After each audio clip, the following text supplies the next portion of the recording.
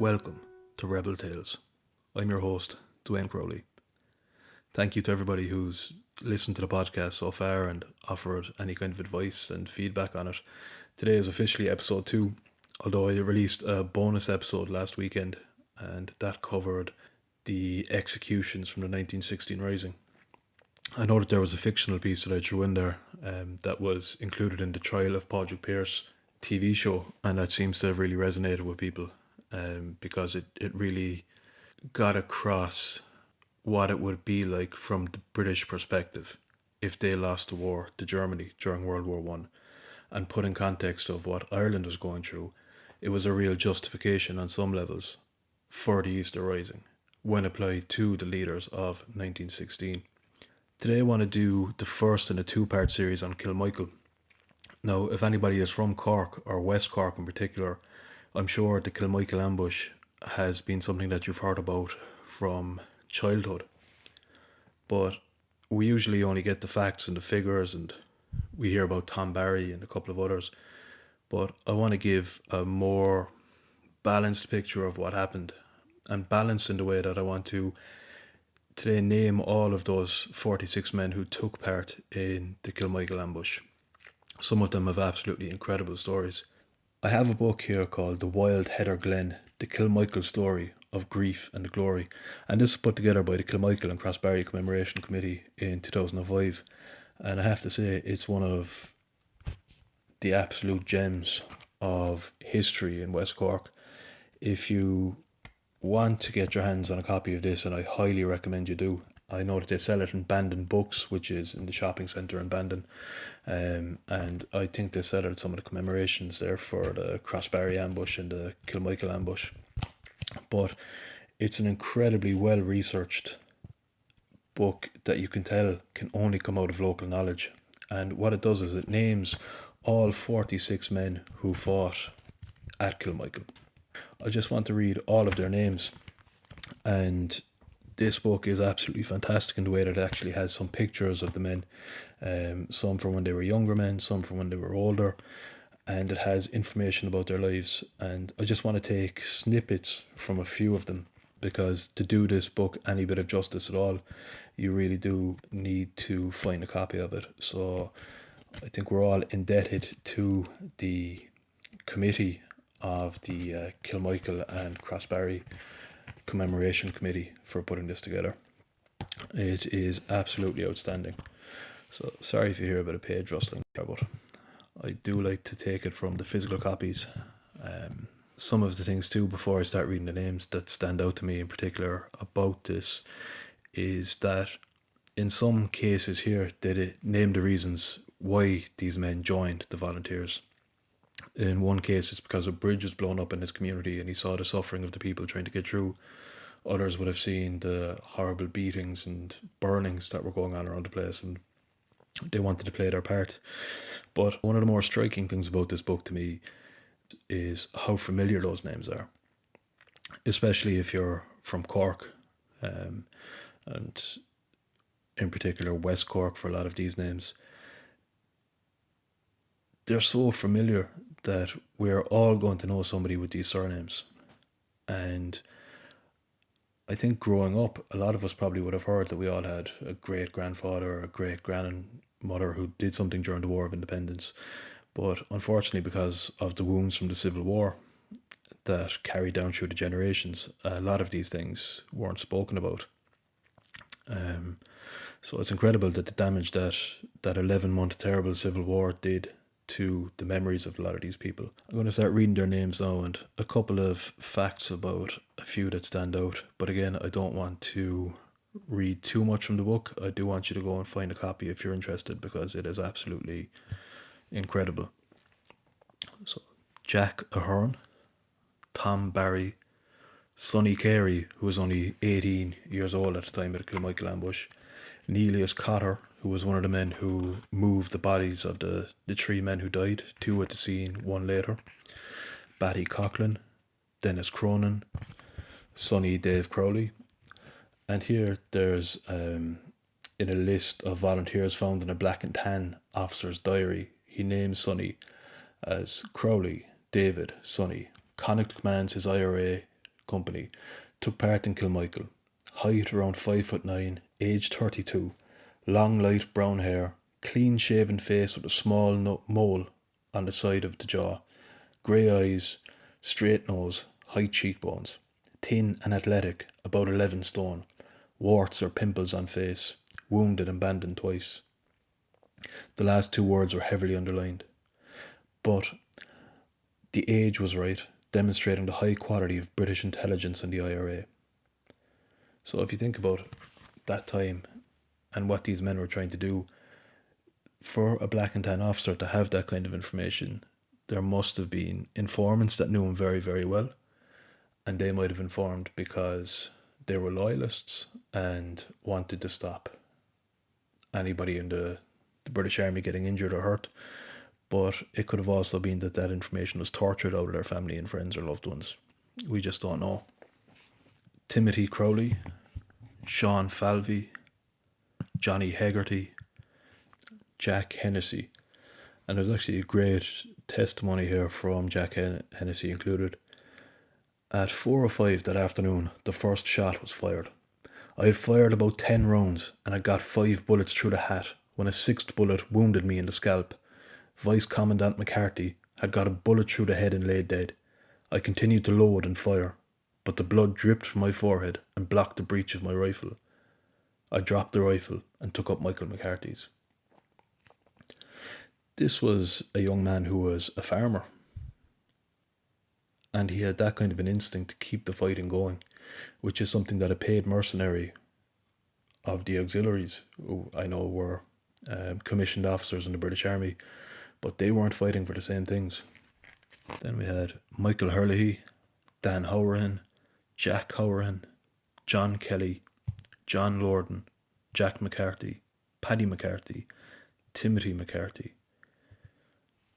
A name that would be very familiar to anybody who read Guerilla Days in Ireland or any of the other accounts of West Cork would be Jim Spud Murphy. He fought at Kilmichael, Burgasha House, Ross Barracks, Clonakilty Barracks and the Crossbarry Ambush. John Flyer Nyan, again, the same, one of those names that keeps popping up. Dennis O'Brien, Paddy O'Brien, Tim O'Connell, who was actually in charge of removal of the bodies of those who died in Kilmichael. It says here, immediately after the engagement at Kilmichael, Tim was delegated the dangerous task of taking charge of the dead bodies and the young, fatally wounded Pat Deasy. For the next 5 days, while auxiliaries scoured the country, he was one of the men who secretly found medical and spiritual assistance for his dying comrade. He concealed and finally buried the dead volunteers. Michael O'Donovan from Rosscarbery, Michael O'Donovan from Lepp, Patrick O'Donovan from Drimoleague, Patrick O'Donovan from Dunmanway, Dan O'Driscoll, Michael O'Driscoll, Michael Con O'Driscoll, Jerome O'Hay, James O'Mahony, Jeremiah O'Mahony. And there's a great excerpt here. Following Kilmichael, he went into hiding and didn't risk visiting or sleeping at home. He was amongst those who, some days after the ambush, took the bodies of the 3 dead volunteers to their final burial at Castletown Kenna. As they passed Ballyvillan Cross, a strange, white light is said to have shone directly on Jeremiah O'Mahony. Some weeks later, before having the chance of being in charge of a unit at Crossbarry Ambush on 19th of March, he was accidentally shot dead at that very spot. He was 30 years of age. And in a couple of the accounts that I've read, I think that spirituality and these omens were very well respected and not taken lightly. You have to remember too that at the time, a lot of these men were devout Catholics. Mass every Sunday, parish priest, what he said was gospel, literally. So when the church excommunicated the men of these flying columns for their activities, that must have weighed very, very heavy on them. And still, a lot of them carried on the fight. There were priests too that gave them absolution and heard their confession, even though they were supposedly excommunicated from the church. And that's a story for another day. Dennis O'Neill, and not to be confused with Dennis Sonny O'Neill, who was the man who was most likely to have fired the shot that killed Michael Collins in the ambush at Bale na Blah in August 1922. Stephen O'Neill, Dennis O'Sullivan, Jack O'Sullivan. And there's one excerpt here that gives you an idea of what life was like for the men of the column and the men on the run. So while on the run, he slept in caves and dugouts in the hills and depended on the generosity of people for food. As well as Kilmichael, Jack saw action at the Gaggin and Inishannon ambushes.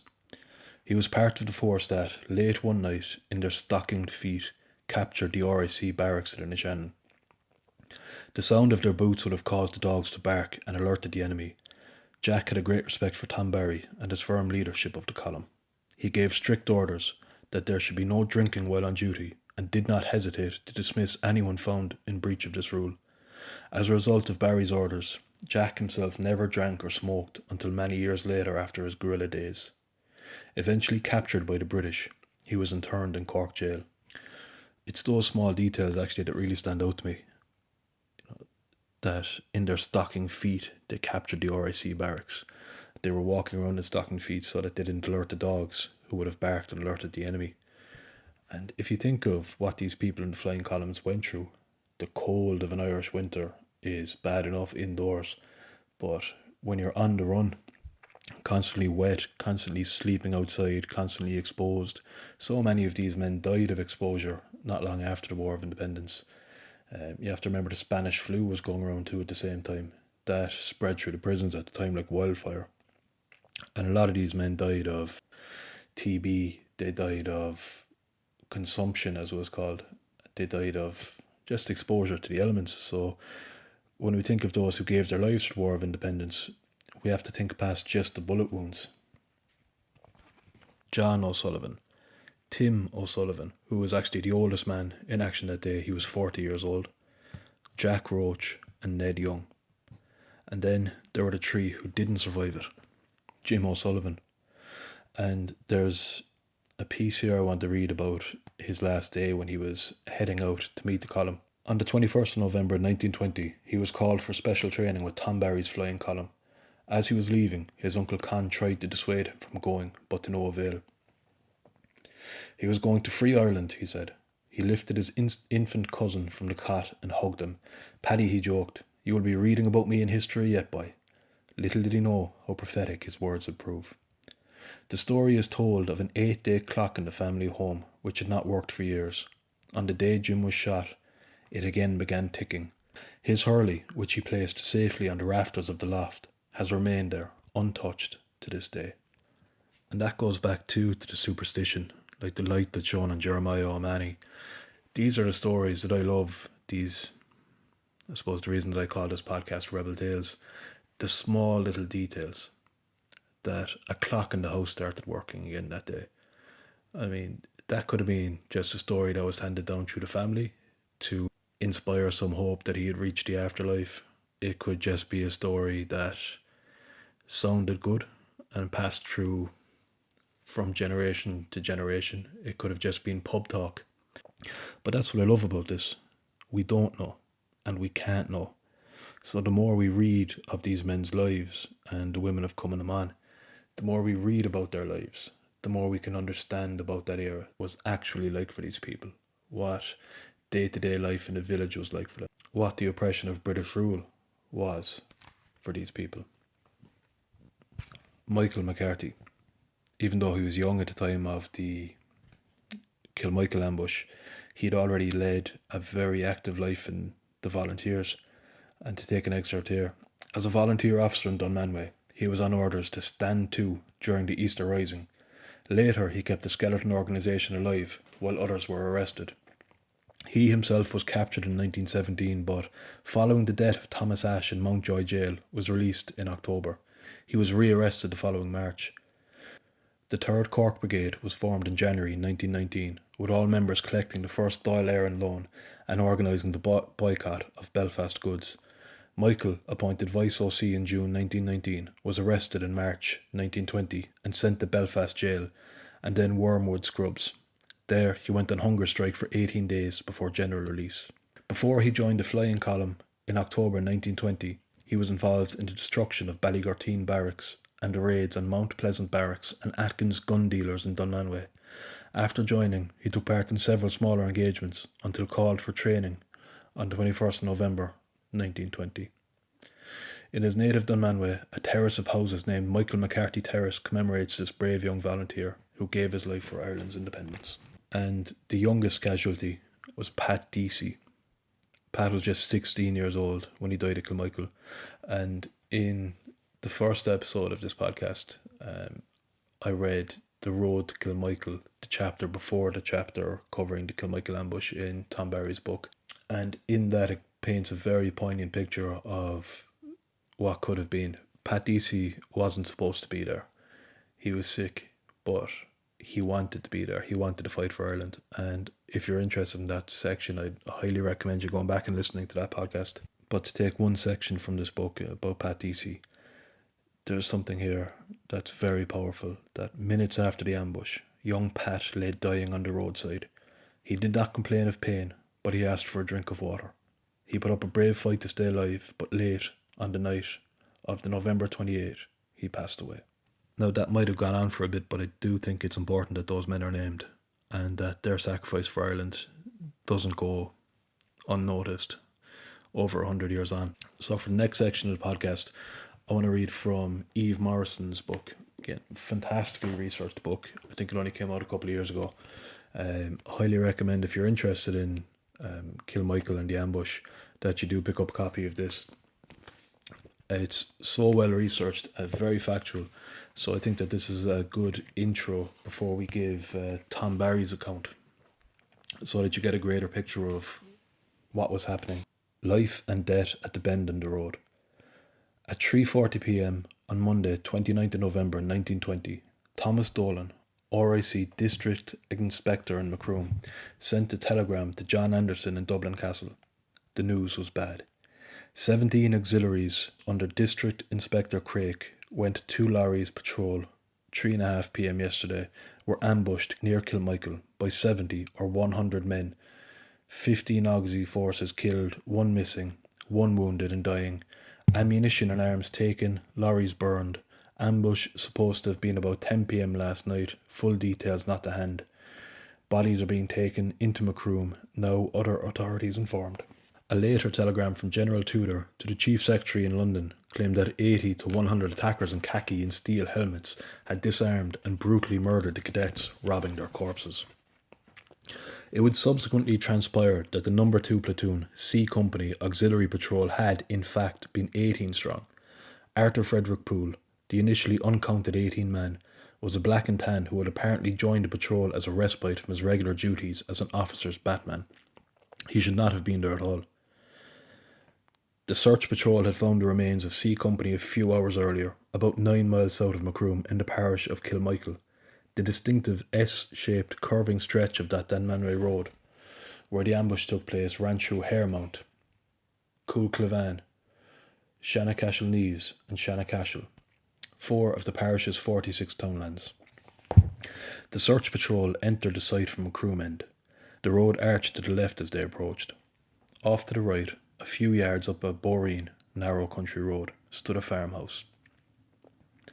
As the patrol rounded the bend, a burnt-out 2025 Crossley tender came into view, one rear wheel half submerged in the boggy wet of a ditch left on the road. William Thomas Barnes lay in a pool of blood a few yards from the tender. He had a gaping wound of an axilla, armpit, 4 other bullet wounds and a large gunshot wound in the chest inflicted after death. According to Alexander Lewis, a member of the search patrol, poor old Barnes died smiling. This was mostly likely a rictus grin, a sign of rigor mortis.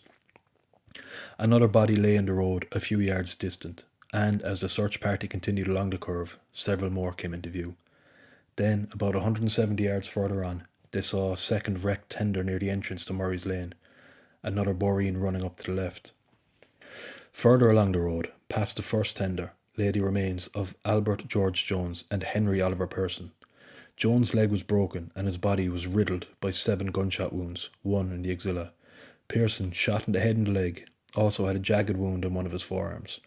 Midway between the 2 tenders lay Frederick Henry Ford. Remarkably, despite lying on the road all night severely wounded, he was alive. Air Ministry weather reports, compiled from information supplied by diligent local observers from the Irish Rainfall Association, record that southwest Ireland was wet and unsettled on the 28th and 29th of November. The rain probably kept Ford's wounds clean and free of infection. Off the road to the left, not far from Ford, on marshy ground, near a small stream running between rocky outcrops, were Frank Taylor and William Pallister. Taylor had a perforated wound in the chest and had been shot 5 times, once with a shotgun at very close range. Pallister was shot in the chest and his head had been smashed open by an axe or some similar heavy weapon. The stream ran under the road and re-emerged on the southern side of the other end of the ambush site. Several yards back from the road on the right lay William Hooper Jones, shot in the axilla and groin.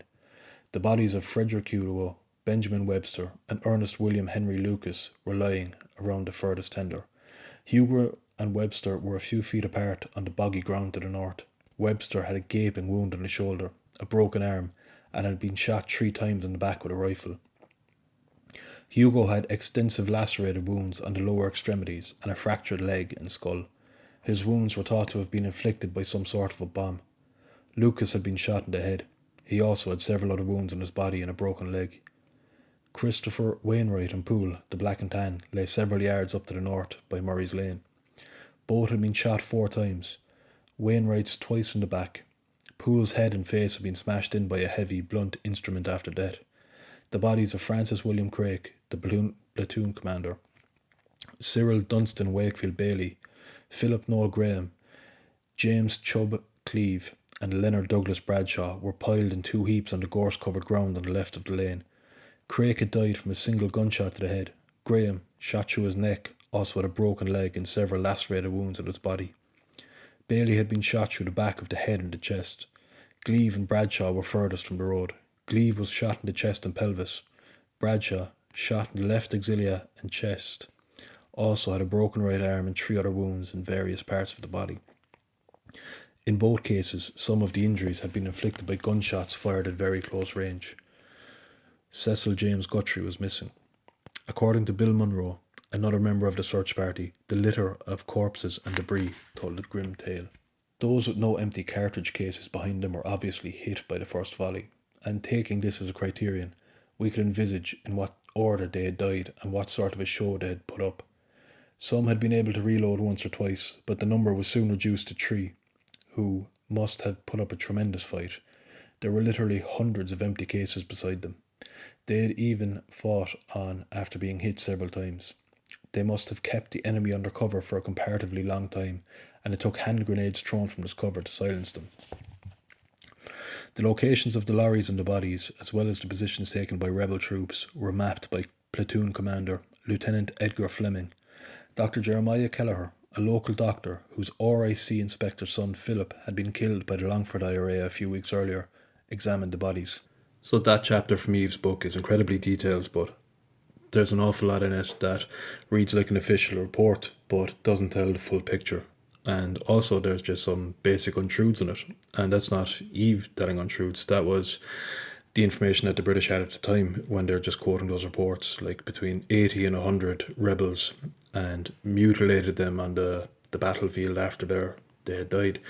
And we know that wasn't the case, that it was 46 volunteers, but only 16 of them were really shooting because of the availability of rifles and their position and all that. And that some of the fighting got so close that it was hand-to-hand combat. That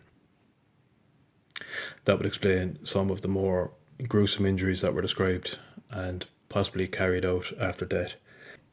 But in Tom Barry's account, which I'm about to read, we're going to learn of why some of those injuries occurred and how they happened in the moment. I do recommend picking up a copy of Eve Morrisons' book on Kilmichael. It's incredibly well researched, and you can see that the detail in that is very clinical in a way. It's almost like a court report. It's almost like a medical report, and obviously there was elements of the medical reports included there by the doctor whose son, who was in the RIC, was killed by the Longford IRA. Now, the whole reason that I'm doing this podcast is to bring the voices of the people who were involved in the conflict to life. And it's all well and good to read an account like Eve Morrisons, and that gives us a full picture in some way, but it doesn't tell us what actually happened, what the men were feeling, what the men were thinking, the decisions that they had to make in the moment. That chapter from Eve's book will give us an idea of how the Auxies fought back, who was killed immediately, and all the rest of it. But I want to take the account from the men who were there. Now, I'm going to start with Tom Barry's account from his book Guerilla Days in Ireland, but I'm also going to take from Liam Deasy's book, which is another fantastic publication, Towards Ireland Free. Both of these books are available from Mercier Press still, I think, and I highly, highly recommend picking up a copy. Now, in later years, there was an awful lot of controversy, and Tom Barry actually published a booklet refuting a lot of the claims in Liam Deasy's book. And it's a shame that both of these men who were Republican took the anti-treaty side, fought throughout the Civil War for the irregulars, as they were called, the anti-treaty IRA, and ended up towards the end of their lives engaged in quite a nasty public dispute. Now, Liam Deasy's book was published not long before his death, and Tom actually wrote a letter to the paper at the time refuting a lot of those claims, I believe. And it got quite nasty, and Liam died fairly soon after, so we didn't get a chance to hear his rebuttal. But putting all of that aside, I'm going to take the accounts from both of those books. In later episodes, we can start dissecting them, because Liam Deasy's book doesn't mention the false surrender, which was a part of the engagement where the Auxies, 3 of them, threw up their hands and put down their rifles and said, "We surrender," which led to, depending on the account, between 2 and 3 of the volunteers coming out of cover, at which point the Auxies pulled their sidearms, the revolver, and opened fire. Now, I think I covered this in a previous podcast, but in a couple of different accounts from Tom over the years, from newspaper articles and all the rest of it, he contradicts himself slightly in when some of the men actually died. Some were killed during the engagement itself, during the ambush, and some were killed during the false surrender. But whether it was 2 or 3 killed in the false surrender, the controversy really stems from, was there a false surrender? Did those men actually surrender, and did Tom Barry command his column to keep firing on them? Or, in his account, which I'll read now, Tom said after those men had opened fire after the false surrender, they tried to surrender again, and Tom Barry wouldn't accept the surrender and told him to keep firing, his own men to keep firing. Now, people will think, these men surrendered. Should they have been taken prisoner? Another person might think, why would they be taken prisoner? Would the volunteers have been given the same treatment if they were captured? And I think we saw in Clonmult not long after that those who surrendered from the volunteers were executed, some on the spot. And I will do a podcast on Clonmult fairly soon. And others will say then, did it really matter in the scale of the engagement if they'd surrendered or not? Because Tom said himself he had picked a position at Kilmichael to make sure that there was no surrender. They either died fighting the Auxies or the Auxies died fighting them. Drill amidst the dead. As soon as the signal was received, the order, "Lie flat and keep your heads down until firing commences," was given twice. Then around the entrance bend, unconscious of the enemy behind him, riding on a sidecar pulled by a grey horse, came 5 fully armed IRA. These men should have reached the flying column on the previous Sunday, but failed to receive the mobilisation order in time. Now, as well as endangering their own lives, they very nearly upset the operation and endangered the whole column, for nobody could foresee the consequences if the auxiliaries had come on them at the entrance to the ambuscade. Luckily, there was a ditchless lane leading to the house, and immediately the order was given. "Gallop up the lanes, the Auxies are here, gallop, gallop." The grey horse galloped, and in 30 seconds the small party disappeared from sight and were not to reappear until after the fight was over. 15 seconds later, the first lorry came round the bend into the ambush position at a fairly fast speed. For 50 yards it was maintained its speed, and then the driver, apparently observing the uniformed figure, gradually slowed it down until, at 50 yards from the command post, It looked as if it was about to stop. But it still came on slowly, and as it reached 35 yards from the small stone wall, the Mills bomb was thrown, an automatic barked, and the whistle blew. The bomb sailed through the air to land in the driver's seat of the uncovered lorry. As it exploded, the rifle shots rang out. The lorry lurched drunkenly, but still came on impelled by its own weight. The foot brake no longer pressed as the driver was dead. On it came, the auxiliaries firing their revolvers at the IRA who were pouring lead into them, and then the lorry stopped a few yards from the small stone wall. Some of the auxiliaries now fighting from the road, and the fight became a hand-to-hand one. Revolvers were used at point-blank range, and at times rifle butts replaced rifle shots. So close were the combatants that in one instance the pumping blood from an auxiliary's severed artery struck one attacker full in the mouth before the auxiliary hit the ground. The auxiliaries were cursing and yelling as they fought, but the IRA were tight-lipped as ruthlessly and coldly they outfought them. It was not possible to see the efforts of the IRA except those near me. There, Jim Spud Murphy, John Flyer Nyhan, and Mick O'Herlihy were fighting splendidly.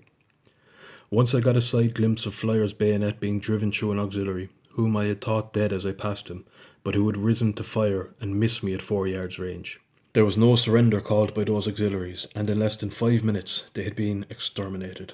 All 9 auxiliaries were dead or dying, sprawled around the road near the little stone wall, except the driver and another who, with the life smashed out of them, were huddled in the front of the lorry. At the opening of the attack, I had seen the second lorry come around the entrance bend, but did not know of the progress of the action at that part of the road. Now that we had finished with the first lot, we could see the second lorry stopped 30 yards at our side of number 2 section. The auxiliaries were lying in small groups on the road firing back at number 2 section, at about 25 yards range. Some men of number 2 were engaging them. Waiting only to reload revolvers and pick up an auxiliary's rifle and some clips of ammunition, the 3 riflemen from the command post, Murphy, Nyhan and O'Herlihy, were called on to attack the second party from the rear. In single file, we ran crouched up to the side of the road. We had gone about 50 yards when we heard the auxiliary shout, "We surrender!" We kept running along the grass edge of the road as they repeated the surrender cry, and actually saw some auxiliaries throw away their rifles. Firing stopped, but we continued, still unobserved, to jog towards them. Then we saw 3 of our comrades in number 2 section stand up, 1 crouched and 2 upright. Suddenly the auxiliaries were firing again with revolvers. One of our 3 men spun around before he fell, and Pat Deasy staggered before he, too, went down. When this occurred, we had reached a point about 25 yards behind the enemy party, and we dropped down as I gave the order. "Rapid fire, and do not stop until I tell you." The 4 rifles opened a rapid fire, and several of the enemy were hit before they realised they were being attacked from the rear. 2 got to their feet and commenced to run back past number 2 section, but both were knocked down. Some of the survivors of our number 2 section had again joined in, and the enemy, sandwiched between the 2 fires, were again shouting, "We surrender."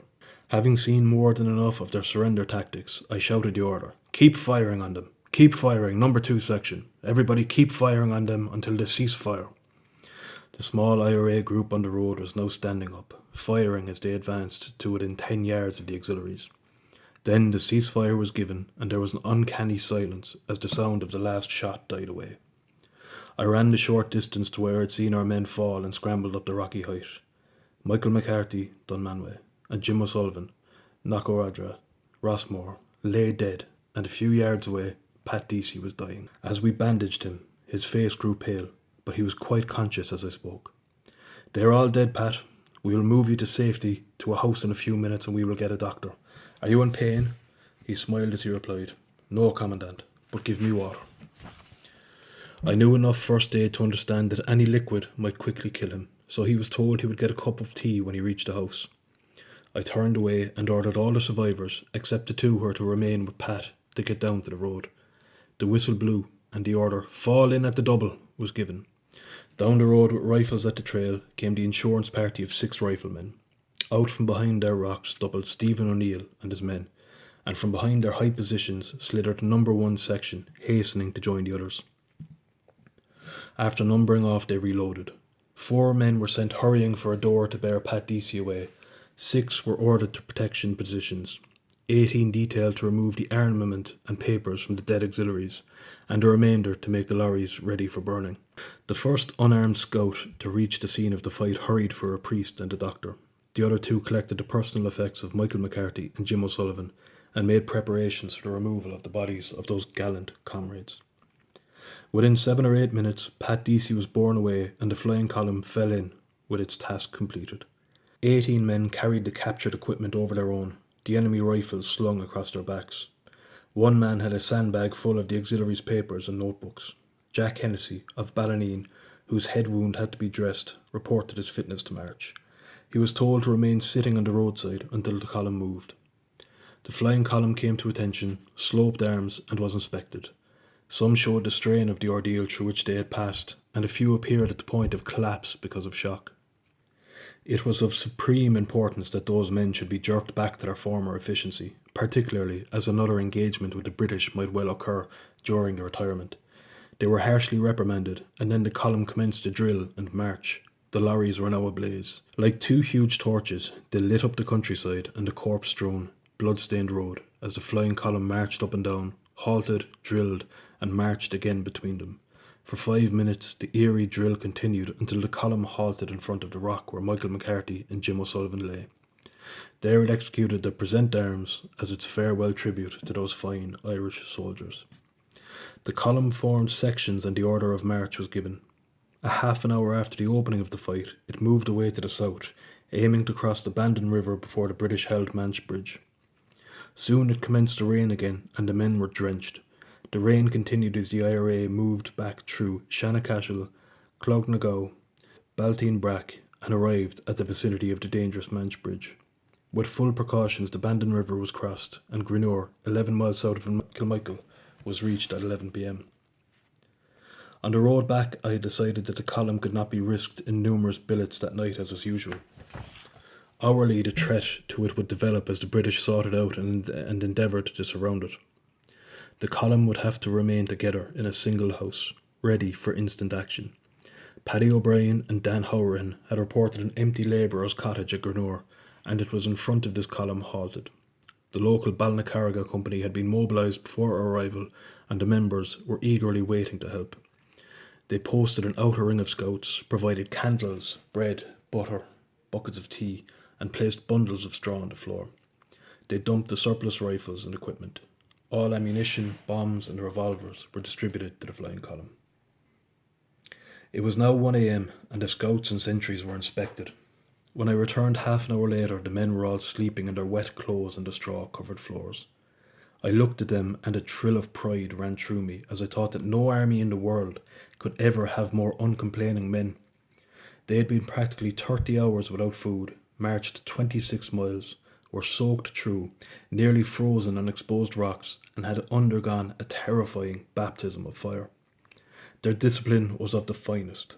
Compulsion or punishments were not required for any of this volunteer army. They risked their lives and uncomplainingly suffered. I poked out a corner near the door and lay on the straw. I could not sleep as my mind worked rapidly. Lying on my back, staring at the ceiling of the dimly lit kitchen, thoughts crowded in on me. The auxiliaries had had it. They were looking for it for a long time. They were now smashed, and their reign of terror against West Cork men and women was ended. The IRA had outfought them, and not more than 15 or 16 of our riflemen had had the opportunity to fire of them because of their dispositions. The super force.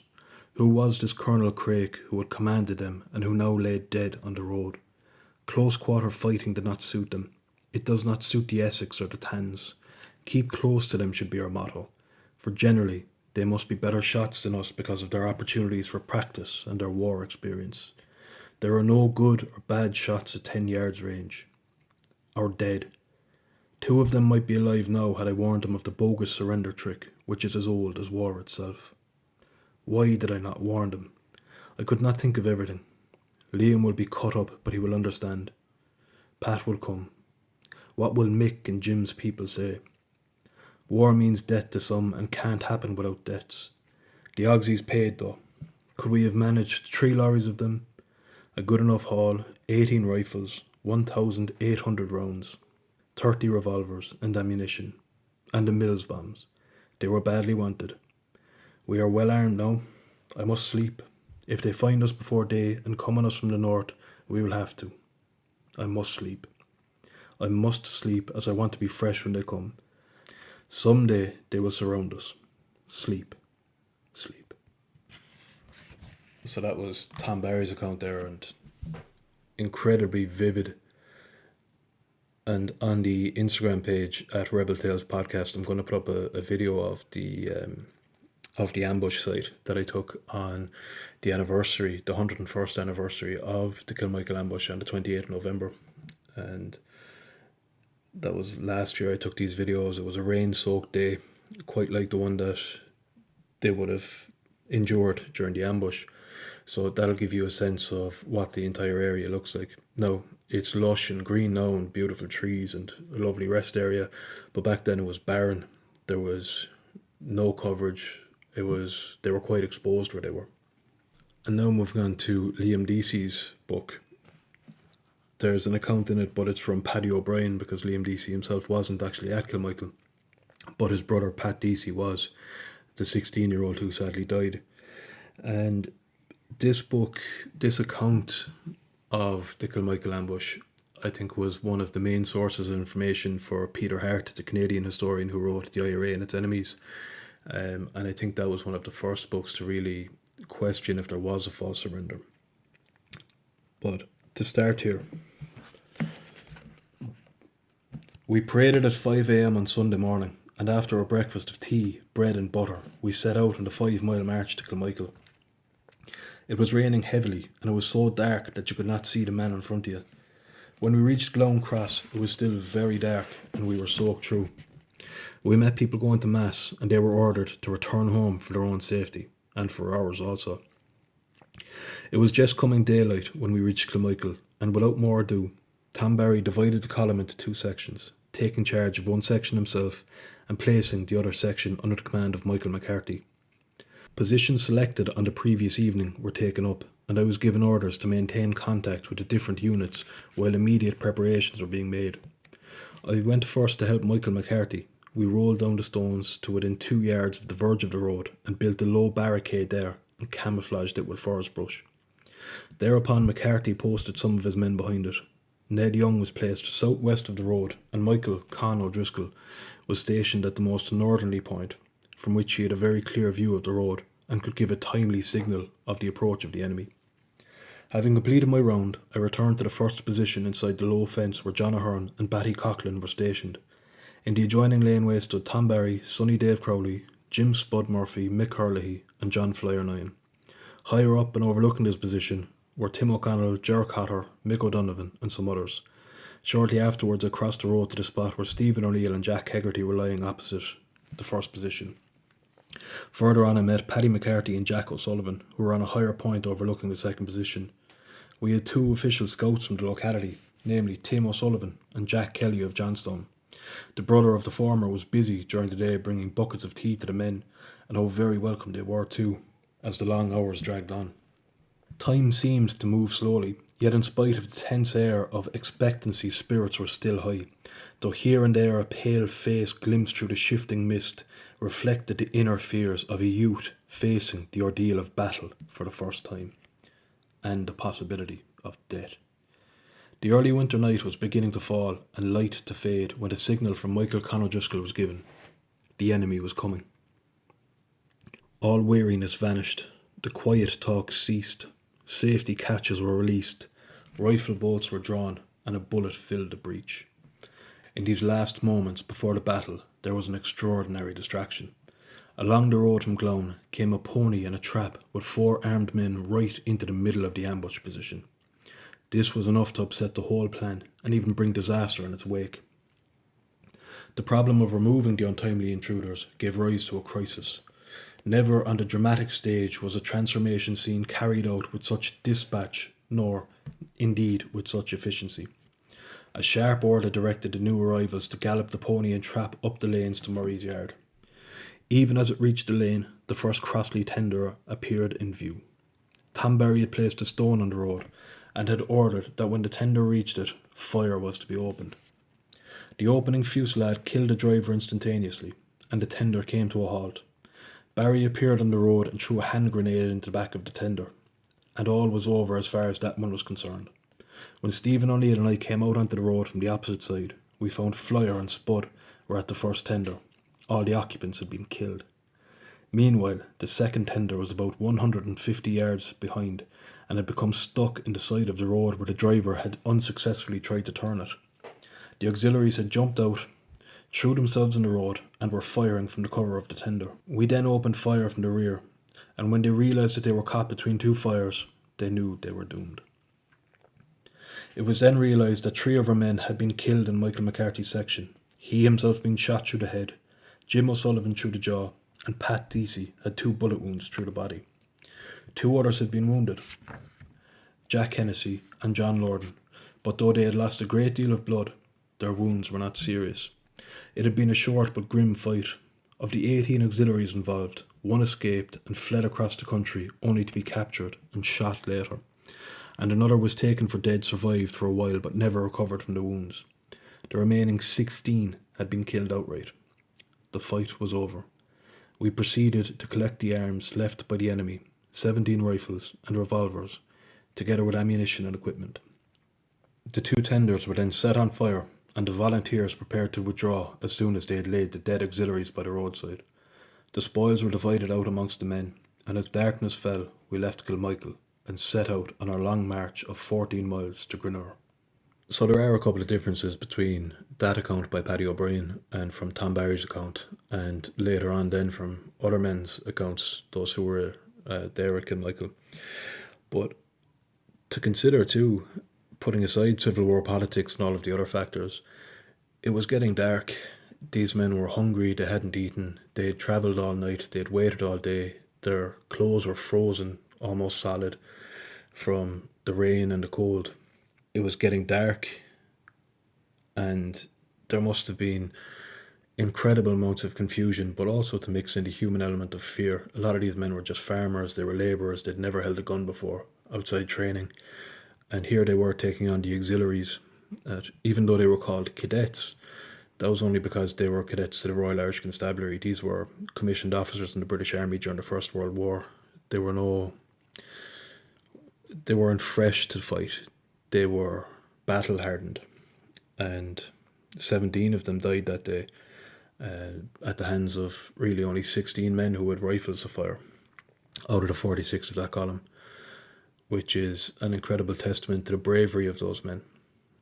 And in the next podcast, I'm going to go into the accounts of that false surrender and a couple of the other fallouts from the Kilmichael ambush.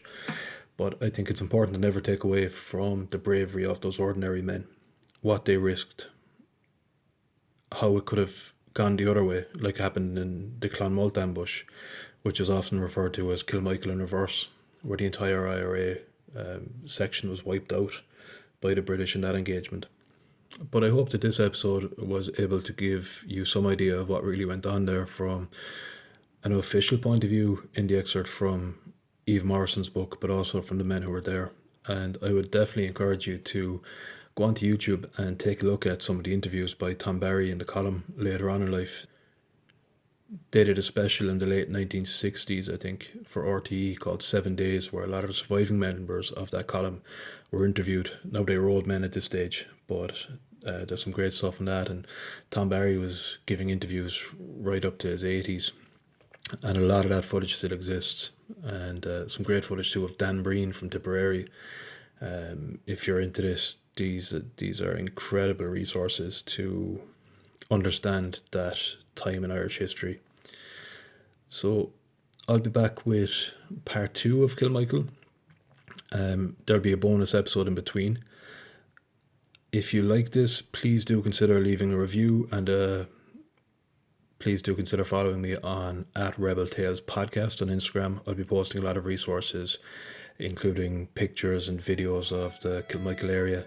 And until next time, thank you for listening to Rebel Tales.